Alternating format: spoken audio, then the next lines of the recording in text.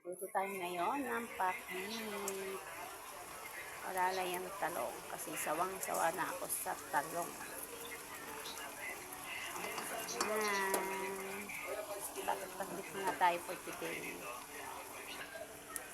So, lagyan ng konting water. Konti lang. Ayan. Then, syempre, pampalasa ang pork cubes. Ayan. Haluin natin.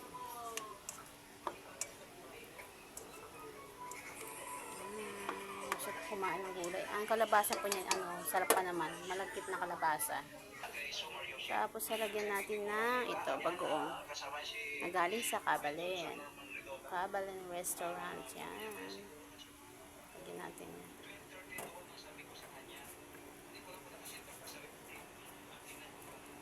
Partner nito ng aking pakbet ay pritong galunggong.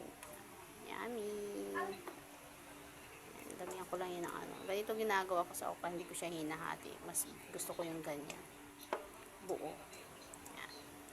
So, tatakpan natin para maluto ang gulay. Yan. Yum, yum, yum.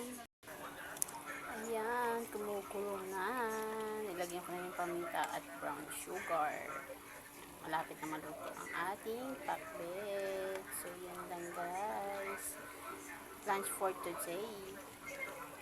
Thank you for watching.